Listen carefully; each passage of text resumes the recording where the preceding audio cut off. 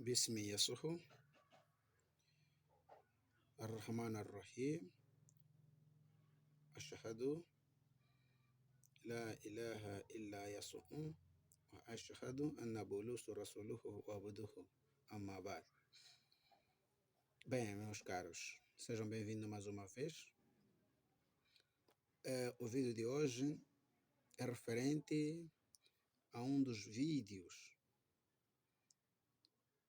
de um amigo nosso, que eu faço parte dos membros daquele grupo, o nosso amigo chamado Ahmed Bilal. Ele é um brasileiro, acho eu. Ele está sempre postando vídeos das aulas que ele tem dado nas suas plataformas do YouTube, Instagram, WhatsApp e lá em diante. Então, acho notório que seria muito importante também vir aqui conversar convosco um pouco referente a este assunto que eu assisti lá, o vídeo que eu assisti. Mas eu só também tenho que tocar um pouco nesse vídeo, porque senão aqui o tempo será muito longo e eu não gostaria que esse vídeo fosse muito longo. É referente ao vídeo que ele acaba postar na sua plataforma. Esse vídeo tem como subtítulo Jesus seria onisciente, ou seja, Deus é onisciente, Jesus seria onisciente, uma vez que existem outras pessoas que dizem, algumas pessoas que dizem que Jesus é Deus. Sem mais longas, eu queria ir logo direito ao assunto. É assim, tem uma questão aqui que os nossos amados amigos muçulmanos não são capazes de poderem nos explicar, ok? E eu não quero ser um pouco difícil aqui, mas espero que as pessoas possam me entender. Espero que as pessoas possam me entender no que tange a verdade daquilo que nós vamos aprendendo também. Eu venho aqui em resposta da questão que ele colocou, ok? O vídeo diz o seguinte, eu escrevi umas passagens, né? Mas principalmente na questão que ele colocou. Diz assim, os trinitaristas, ou os trinitarismos, afirmam que Jesus é Deus. Ou seja, um deles sou eu, que afirmo que Deus é triuno. Disso ninguém me tira. Ok? Ele diz, afirmam que Jesus é Deus. Se ele é Deus, tem que ser onisciente. Claro, todo Deus, primeiro aquele divino, Pai Todo-Poderoso, ele é onisciente. Então o Sheikh aqui vem dizer que se ele é Deus, então deve ser onisciente. O que é ser onisciente? É saber de todas as coisas. Então, vamos ver o que a Bíblia fala para a gente sobre isso. Lembrem-se, essas palavras que eu estou a ler aqui são do Sheikh Ahmed Bilal. Diz o seguinte, se a gente for para Mateus, capítulo 15, verso 34, Jesus pergunta para os seus discípulos, quantos pães vocês têm? E os discípulos respondem, 7 pães. Ou seja, Jesus não sabia nem quantos pães os discípulos tinham com eles. Então, a gente pergunta para os trinitarismos, ou para os trinitarianos, desculpa, para os trinitarianos. Ele pergunta a nós, cremos na Trindade. Tem como a criatura ter mais conhecimento que o Criador, que é onisciente? As criaturas aqui são os discípulos. Eles tinham mais conhecimento que o próprio Jesus, que é Deus. Isso é possível? Ele termina dizendo que Deus guie-nos à verdade. Amém. Essa foi a questão do nosso querido amigo Ahmed Bilal. Eu, voltando na questão, primeiro vou responder a sua questão, meu caro. Com certeza, um Deus deve ser onisciente. Segundo,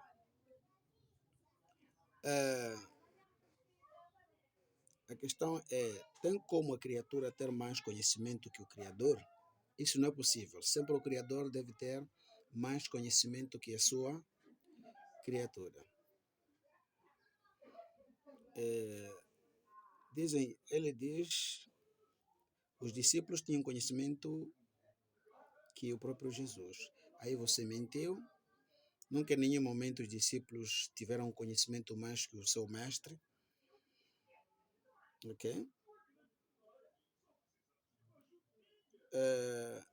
De verdade, isso não é possível, que o discípulo tenha conhecimento mais que o seu mestre. Mas essa questão aqui, eu vejo que ele fez uma questão meio humana demais. Por que digo meio humana demais? Porque por aquilo que eu percebo na questão dele, ele simplesmente fica na mente que Jesus não pode ser onisciente porque não sabia o número dos pães que estavam nos bolsos ou nas bolsas dos discípulos. Isso me parece meio humano, de verdade. Eu vou dar um exemplo. Por exemplo, meu caro, você, Ahmed Bilal, supomos que na tua casa você faz rancho, ok? Por mês ou por de 10 em 2 meses, faz rancho 2 sacos de arroz, 2 sacos de farinha, ok? De milho, deixas em casa. Depois de 1 mês e meio, você faz a questão à tua esposa. Esposa, quantos sacos restam de comida? Não sei se percebes. Quantos sacos restam de comida? Isso quer dizer, o fato de você perguntar, fazer essa questão à tua esposa, quer dizer que você não sabia o número total de comida que você comprou?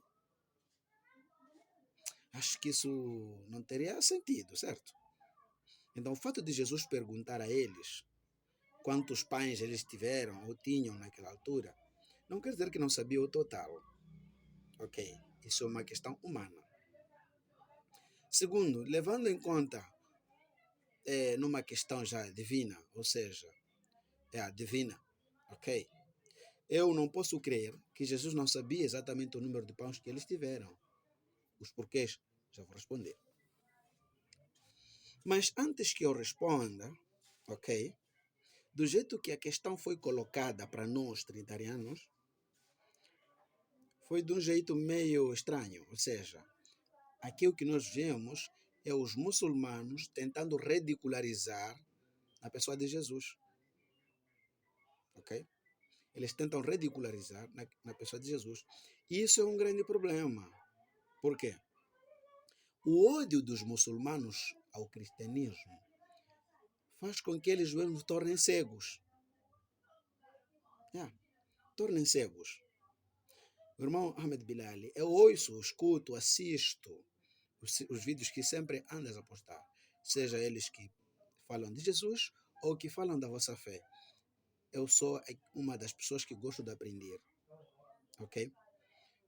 Então, às vezes, quando você diz aquelas coisas, eu acho que pelo menos já dá para debater contigo. Mas quanto às suas questões referentes à pessoa de Jesus, o cristianismo, já passo a me decepcionar mesmo. Porque me parece que não sabes algumas coisas que precisa mesmo de estudar. Vou dar um exemplo. O exemplo que eu vou dar aqui é referente. Não, primeiro antes. Vou ler aqui Mateus. Escuta o que o nosso Senhor Jesus Cristo ele disse no capítulo quanto? Capítulo 7 do Evangelho de Mateus, no seu verso a partir de 3 a 5. Leva isso na cabeça. O que você tem é isso aqui. E Jesus já tinha dito isso antes. Disse assim: Jesus diz, não julgue, para que não sejais julgados, porque com o juízo com que julgardes, sereis julgado. E com a medida com que tiverdes medido, vos hão de medir a vós. E eu hei de medir essa medida, quer dizer, a mesma acusação que você coloca em nós também vamos colocar. Eu trarei aqui. E espero que fique preparado para me responder, do jeito que eu também fiquei preparado para te responder. 3. Caro, e por que reparas tu no argueiro que está no olho do teu irmão e não vês a trave que está no teu olho, irmão? Por que tu vês coisas cristãs, mas aquilo que está em vocês, muçulmanos, não queres ver? Ou como dirás a teu irmão, deixa-me tirar o argueiro do teu olho, estando uma trave no teu? Isso. Uma pessoa com esses dois tipos de comportamentos, o verso 5 diz qualquer coisa. É só ir aí, não posso citar porque você sempre reclama que eu ofendo. Enquanto eu não ofendo, simplesmente leio as escrituras. Ok? Por exemplo, eu vou te dar uma coisa aqui muito simples e vou te mostrar se Jesus é onisciente ou não. Ok? Em primeiro lugar, vamos lá aqui, eu trago uma coisa aqui muito boa, acho que para todos nós. Ok? Você e eu. Eu vou ler aqui, meus caros, o dicionário da palavra, o significado de onisciente. O que é onisciente? Ok? Diz o seguinte. O onisciente significa que não estou aqui a te ensinar o português. Só tem umas coisas que eu gostei aqui e vou levar delas como uma referência. Entenda. Onisciente significa aquele que sabe tudo. É um objetivo de dois gêneros. Desculpa, não objetivo, adjetivo. É um adjetivo de dois gêneros que qualifica aquela pessoa cujo saber é ilimitado, que domina qualquer ciência. A palavra onisciente é formada do prefixo de origem latina, oni, que significa todo. Mas a palavra ciente, aquele que tem ciência, que tem conhecimento de alguma coisa, que sabe. Uma coisa que sabe, ok? Agora vamos. O onisciente é uma expressão usada nas religiões monoteístas, onde significa qualidade atribuída ao Deus Supremo. Ok? Essa palavra onisciente. A Bíblia Sagrada se refere ao Deus como um ser onisciente. Nosso Jesus é onisciente. Aquele que possui a plena e perfeita sabedoria e está ciente de tudo o que ocorre.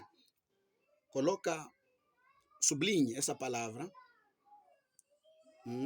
Está ciente de tudo o que ocorre. Sublinhe essa passagem aí. E que é a própria fonte de todo conhecimento. Ok? A Deus é atribuída também a qualidade onipotente. Aquele que tem um poder ilimitado. Eu também vou mostrar. Que é todo poderoso. Ainda lhe é atribuída a qualidade de onipresente. Aquele que está ao mesmo tempo em toda parte. Ok, meu caro? Essas são as qualidades de um ser divino que deve ser considerado como Deus Todo-Poderoso. Segundo as informações do dicionário que eu cá tenho, ok? E acabei lendo. Agora vamos ver. Com todos os detalhes que nós fomos dito aqui, se Jesus não tem. E se esses detalhes não conterem com Jesus, ou seja, não irem de acordo com as informações que nós temos na Bíblia, referente a Jesus, tá bom, Jesus passa a não ser o Deus. E hoje eu vou renunciar. Segundo, a tua divindade, tu, meu caro, Allah, vamos ter que ver aqui se ele também tem essas qualidades. O exemplo disso eu vou colocar, está aqui. É o Alcorão,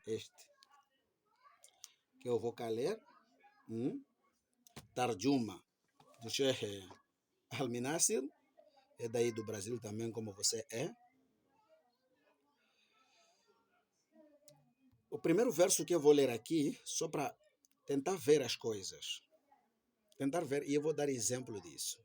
Ok? É assim. Tem o capítulo 15, no seu verso 9, diz o seguinte: Inna nahnu nadalna alladhi nadalna al-dhikru wa inna lahu lahafidhuna. Ou seja, por certo, nós fizemos descer o Alcorão e por certo dele somos custódios ou guardiões. Conforme este verso, ou segundo essa passagem do verso aqui, Allah confirma que vem de nos dizer que ele revelou o dhikr, o Alcorão, ok? E ele será o guardião dele. Ele promete, uma promessa que ele faz. Ele será o guardião do Alcorão. Allah, o guardião do Alcorão. Mas, meu caro, eu quero te fazer uma questão. Já agora você vai me dizer se esse quem fala aqui, esse vosso Allah, de verdade ele é isso, guardião, qualquer coisa. Conforme aquilo que eu vi de você, você aprendeu a religião islâmica no Ocidente. Aliás, no Oriente Médio. Ok? Você aprendeu o Alcorão no Oriente Médio. Tens noção?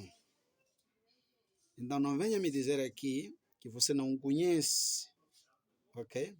O coisa. Como é que é? O Tarikh, a história da religião islâmica. Agora vem me falar uma coisa muito simples, meu caro. No capítulo 23 do Alcorão, no seu verso 12 a 14, o Alcorão diz o seguinte: é Surat Al-Mu'minun, Sura dos Crentes, diz o seguinte: e com efeito criamos o ser humano da quintessência de barro, e em seguida fizemos-lo gota seminal, em lugar estável, seguro. Depois criamos da gota seminal uma aderência, e criamos da aderência embrião, e criamos com embrião ossos, e revestimos os ossos de carne. Em seguida, fizemos-lo surgir em criatura outra. Segundo as informações de vocês, dizem que essa passagem ou esse livro é de Allah, ok? O Alcorão. Um certo senhor na altura, principalmente este que escreveu esse capítulo aqui, estes versos que eu acabei de ler aqui, chama-se Abi ibn Abdallah, é o nome dele? Abdallah ibn Abi Sa'd, ok? O Abdallah ibn Abi Sa'd, Abdallah ibn Abi Sa'd, Abdallah ibn Abi Sa'd, ele é quem era escriba, é quem foi escriba dessa passagem que eu estou a ler aqui. Quando Muhammad falava essas expressões, essas palavras, o escriba Abdallah ibn Abi Sa'd, ele estava ali escrevendo. Quando chega no verso 14, onde diz: depois criamos da gota seminal uma aderência, e criamos da aderência embrião, e criamos de embrião ossos, e revestimos os ossos de carne, em seguida fizemos-lo surgir em criatura outra, então, outra, ok? Terminou por ali. O Abdallah bin Abu Sa'd, ele ficou espantado, tipo, uau, é assim como nós fomos criados, ok? Ele ficou admirado pela mensagem. Escuta, Abdallah bin Abu Sa'd diz o seguinte: bendito seja Allah, o melhor dos criadores. Essas palavras não são do Muhammad, muito menos de Jibril, pior mais não Allah, ok? Essa palavra que diz bendito seja Allah, o melhor dos criadores. Essas palavras são de Abdallah ibn Abu Sah. Quando Abdallah ibn Abu Sah ficou admirado pela mensagem que o Muhammad transmitia, ele diz essas palavras. E quando o Muhammad diz, inclui, quais que ele pudesse incluir? Essas palavras, bendito seja Allah, o melhor dos criadores. Quando Muhammad ouviu essas palavras, diz também essas, bota aí. É por isso que eu disse, se o irmão aprendeu o tarikh da religião islâmica, a história da religião islâmica, percebes o que isso significa. Esse Abdallah ibn Abi Sa'd foi o mesmo que o Muhammad declarou que fosse eliminado, mesmo se eles estassem assegurados a balançar entre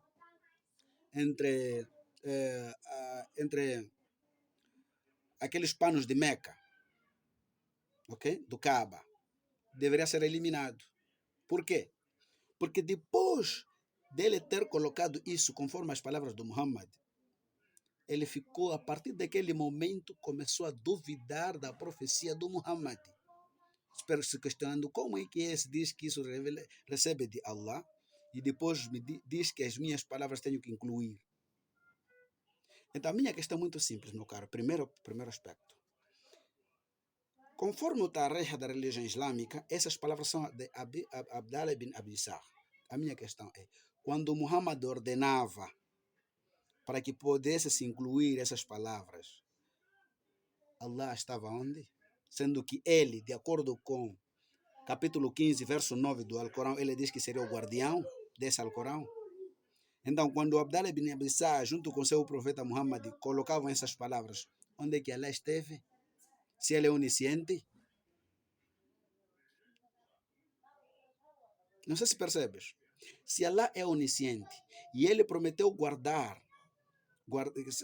proteger o Alcorão, quando estavam sendo incrementados, acrescentadas essas palavras, onde ele esteve, se Allah é onisciente, não estamos a falar de pão, ok? Que você disse, pão, não sei o que, Jesus não sabia o número de pães, ok? E Allah, quando estava sendo aumentado o Alcorão dele, e ele sem se aperceber, escute bem, meu caro, volta de novo. Se isso você não sabe, então volta de novo a madraça mais uma vez. Não é pecado, não é nada pecado, ok? Segundo o que nós aprendemos nos livros islâmicos, este Alcorão que você tem até aí na tua casa, esse que você lê aí, ok? De Auf, Alcorão do Auf, Alcorão de Uthman, este, é um Alcorão incompleto, Alcorão cheio de erros, Alcorão adulterado, segundo as informações que eu tenho aqui. Se quiseres, eu vou te trazer evidências. Por exemplo, o hadith que está no Sahih Buhar, ok? Sahih Buhar. A Aisha, a esposa do próprio Muhammad, diz que na altura, na época dela, enquanto Muhammad acabava de perder a vida, o Alcorão, o Surat al-Rajim e o Surat são dois surat. Outros estão passando a ideia. O Surat al-Rajim estava embaixo da cama da Aisha. Quando eles estavam preocupados na sepultura do profeta Muhammad, o animal doméstico veio, comeu aquele sura. Se Allah é onisciente e é o protetor, como é que ele deixou que o animal comesse as passagens do Alcorão Sagrado?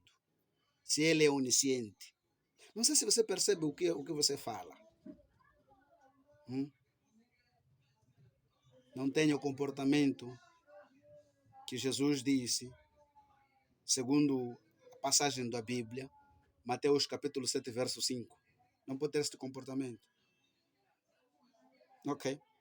Segundo, conforme a própria mãe Aisha, a vossa mãe, hum, segundo as informações dela, o Surat al-Azab, capítulo 33, na época do Muhammad, aquele capítulo tinha 200 versos, mas agora que nós estamos a falar, tem 73, o que significa 127 versos sumiram. A minha questão, se Allah, sendo Ele onisciente como você pensa, quando esses 127 versos sumiam, Ele esteve aonde? Se Ele é onisciente. Sabes, existem outras coisas que, antes de falar, hein, temos que pensar. Hum? Temos que pensar. Não pode ver a sujidade que está no olho do teu irmão, sabendo que você mesmo tem um montão de pedras, né, nos olhos. Nisso, me fala qual é a onisciência de Allah aí. Então, segundo essas informações, ele mesmo que prometeu que ia proteger, e vimos que não protegeu, vimos que ele já não é inocente, não sabe nada da onisciência. Quer dizer, não é nada. Allah, não é nada. Simplesmente, quer dizer, não é nada, totalmente nada. Outra coisa que eu vou te falar aqui é referente, ok? É referente ao assunto do Uthman. Depois do Alcorão ser recompilado, ou seja, ser reescrito pela ordem de Uthman, quando trouxeram depois de acabar, detectaram que houve muitos erros. Aliás, até Ali ibn Abu Talib, o sogro, o genro e o sogro e o primo do Muhammad, seu primo, seu sobrinho do Muhammad, ele ficou, diz que não poderia vestir boas coisas até que o Alcorão fosse colocado boas coisas, porque ele notou que o Alcorão estava sendo corrompido. Então, quando as pessoas corrompiam o Alcorão, Allah, se ele é onisciente, por que não o repreendeu? Se ele é onisciente e onipresente? Irmão, pense bem. Não fala mal dos outros, sabendo que você então tem uma sujeira enorme, que nem você deve conseguir, pode conseguir defender. Ok? Nunca podes conseguir defender. Aliás, eu admiro uma coisa. Isso mostra exatamente que o irmão lê a Bíblia só para vir aqui, lê a Bíblia simplesmente para vir falar mal dela. Não lês a Bíblia para compreender. Agora eu vou te explicar uma coisa. Que Jesus, sim, ele é onisciente. Conforme aquilo que nós vimos aqui, a onisciência, conforme aquilo que nós vimos aqui, a onisciência, ok? Onisciente é uma expressão usada nas religiões monoteístas, onde significa uma qualidade atribuída ao Deus Supremo. Onisciente é aquele que possui plena e perfeita sabedoria e está ciente de tudo o que ocorre e que é a própria fonte de todo conhecimento. Anota essa parte aqui. E tem a plena sabedoria perfeita e está ciente de tudo o que ocorre. Agora, vamos lá ver que Jesus não sabia, Jesus não tinha noção disso, ok?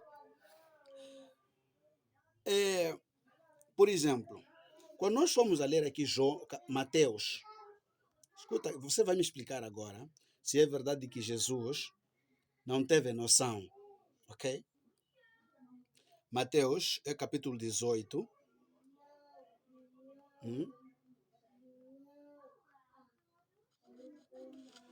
Mateus capítulo 18. Mateus capítulo 18, verso 20. Ok?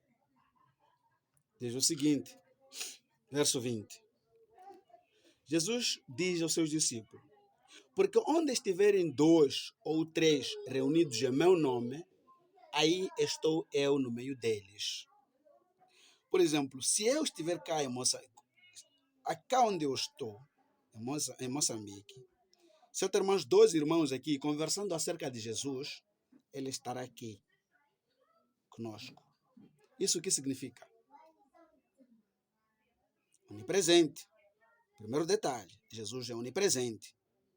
Ele mesmo é quem disse. Não eu, nem um Paulo aí, de Tarso. Onipresença. Mas antes disso, tenho que voltar para onipotente, aliás, onisciente, como você diz. No capítulo 1 do Evangelho de João, meu caro, capítulo 1, Evangelho de João, capítulo 1, no Evangelho de João, diz o seguinte, é só você prestar atenção. 45, verso. Oh, meu computador aqui está muito lento. Ok. Diz o seguinte, escuta essa parte aqui. Não é onisciente. A expressão onisciente. Ok, então agora vem. Onisciente.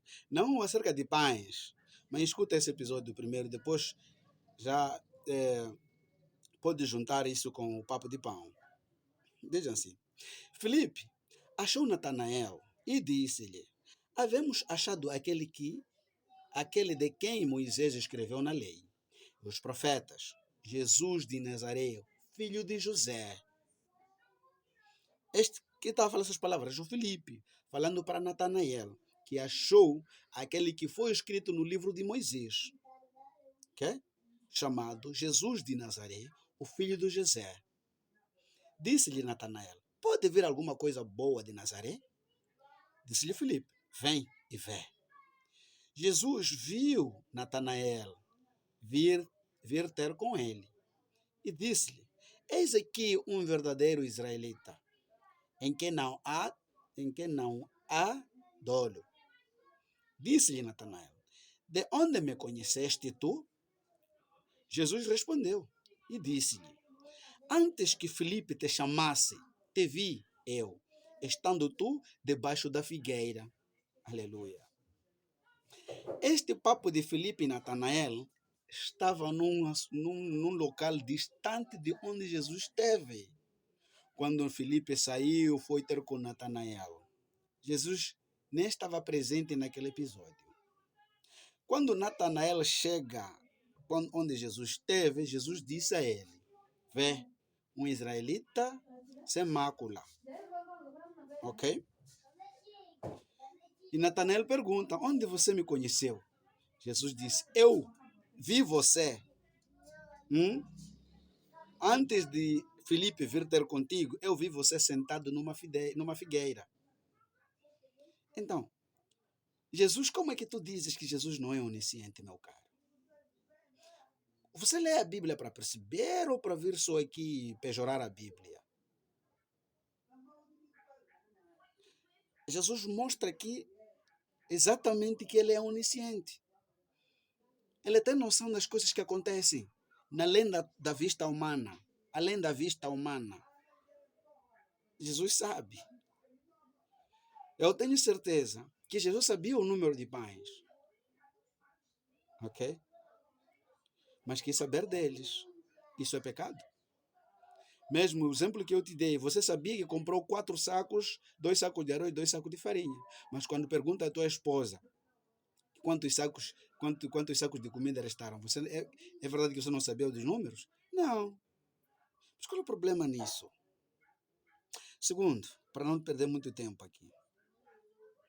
Segundo, Lucas.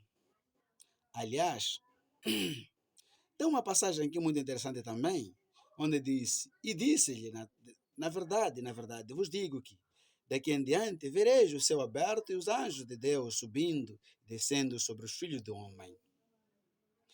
Essas palavras, Jesus fala para os seus discípulos mostrando algo que ia acontecer no futuro.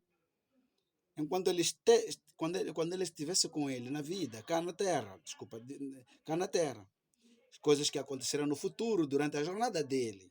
Os anjos desceriam dos céus para baixo, indo e subir, os céus iam se abrir. Isso você pode se encontrar no Mateus capítulo 22, verso 39. Aliás, Lucas 22, 39. Mateus 26, 36, 46. Marcos 14, 32, 42. Você pode ler e encontrar que o anjo veio ter com Jesus, os céus se abriram, os anjos vieram ter com ele. Isso Jesus falou isso que aconteceria antes. Isso significa o quê? Ele era onisciente. Onisciente. Sabia das coisas que... Como vem aqui... Como vem aqui nesse episódio aqui. Ok? Que é uma pessoa que sabe tudo. Então, eu não sei qual é o teu problema de percepção a respeito disso. Ok. Eu estava a falar do quê? Do onipresente. Jesus era onipresente. Então, escuta aqui...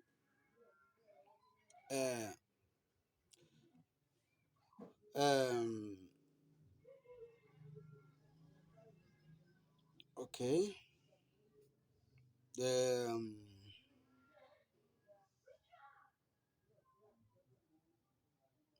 Até estava a falar tudo isso do onipresente. Não sou do onisciente. Ok, desculpa lá aí. Mas vamos lá ver aqui já da onisciência de Jesus. A mulher em Mateus 9 só está a te mostrar que Jesus é tudo isso aí. Eu sinto muito quando as pessoas não percebem as escrituras. Sinto muito. Mateus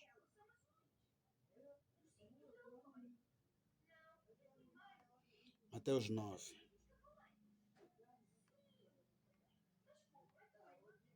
Mateus 9, 4.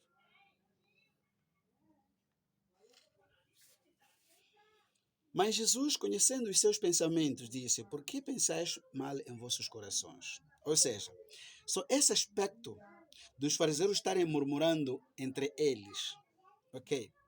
Jesus, sabendo o que eles estavam pensando nos seus corações, significa que Jesus é onisciente. Só porque ele soube algo que eles não tiraram da boca, mas sim aquilo que eles pensavam dentro dos corações deles. Ok? O que diz?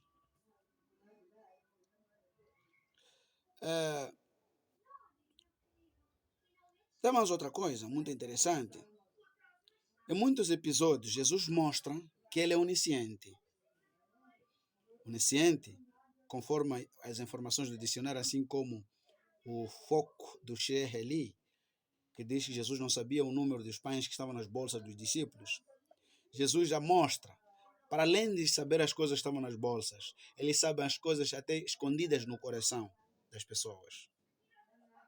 Pode ler isso Marcos 2:8, Lucas 5:22, Lucas 6:8, Lucas 11:17, João 16:19 até 30.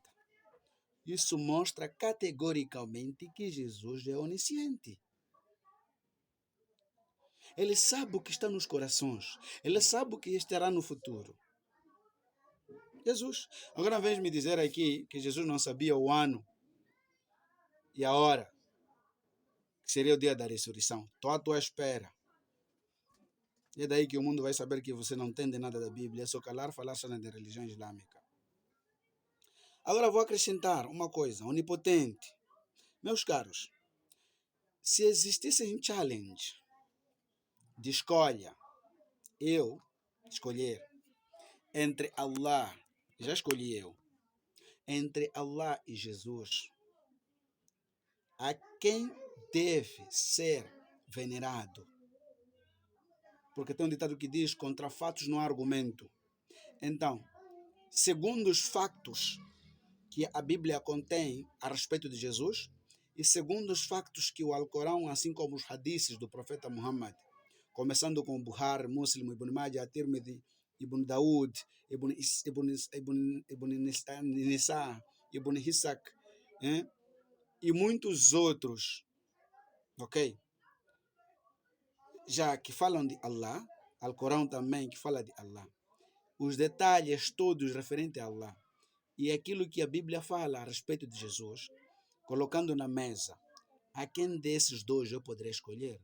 Aliás, eu até escolhi Jesus.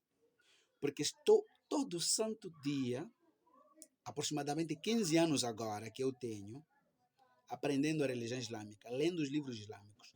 Nada vi sequer uma coisa que me convenceu que Allah pode ser o verdadeiro Deus. O mais engraçado é essa onisciência, onipotência a onisciência que você está a falar.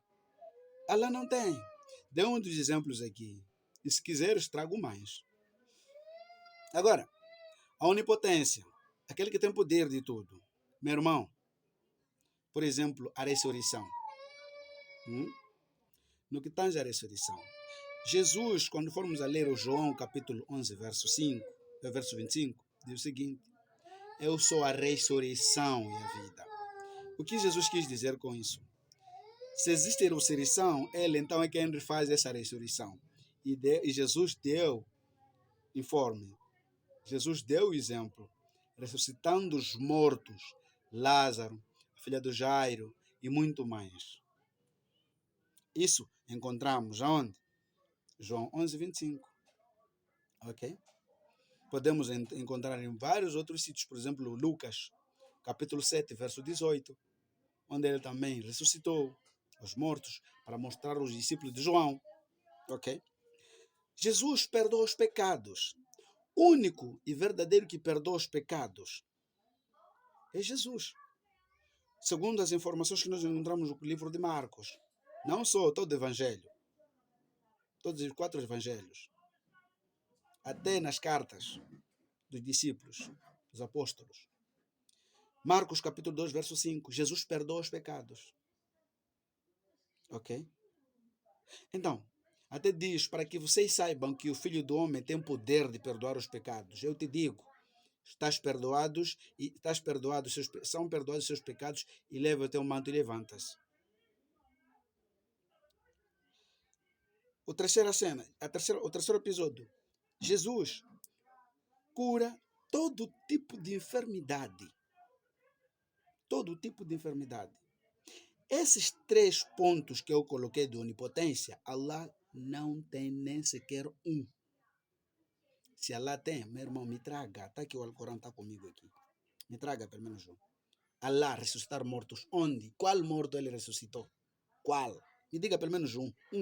De toda a história da religião islâmica. Nos hadiths, assim como no Alcorão, tem 2 chances. Qual dos mortos ele ressuscitou? Allah? Qual? Não existe.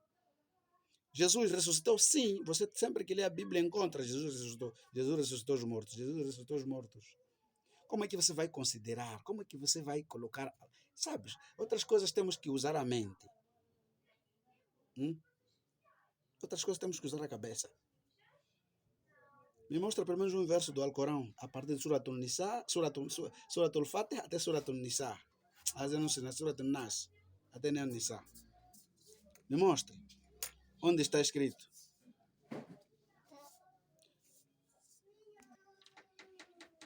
Do Surat al-Fatih até Surat al-Nas.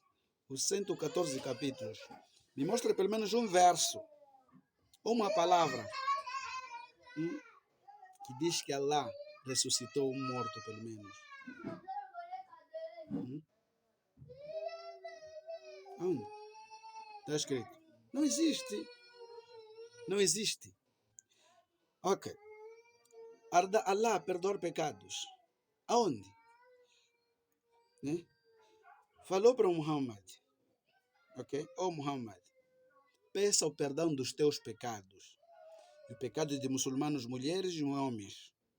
Homens e mulheres. A questão é, onde Allah confirmou que perdoou os pecados a Muhammad? Aonde? Onde? No Alcorão, aonde? Hadiths, onde? Não existe. Mas Jesus fala com poder para que o mundo saiba que eu, Jesus, ele, neste caso, tenho o poder de perdoar os pecados. Te digo, estás perdoado os seus pecados e leva o teu manto, vá. Irmãos, isso também necessita alguém ter faculdade, ser licenciado na teologia? Nada. Sinto muito. acerca de curativos. Allah, então, aqui, esse é um episódio muito pior.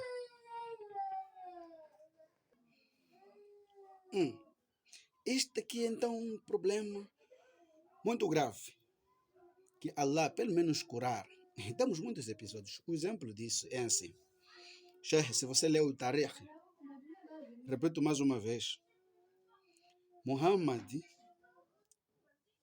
segundo as informações do Alcorão, ou seja, da história islâmica, Muhammad foi feitiçado, ficou tonto, ficou alterado mentalmente e psicologicamente durante um ano, que até pensava que foi em casa das esposas, uma coisa que ele não tinha feito antes, ou seja, e que não ocorreu o evento. Ok? Durante um ano, ficou maluco. Allah nem sequer o curou. Nem sequer o curou. O mais engraçado, somos ditos que vieram dois anjos, que um ficou nos seus pés, o outro na cabeceira. E começaram a se perguntar, ou foi infectado com o quê? Ah, não sei o quê, cabelo dele. Colocaram no poço, não sei o quê. Ah, curou. Infelizmente. Infelizmente. E segundo as informações, dizem que Muhammad morreu.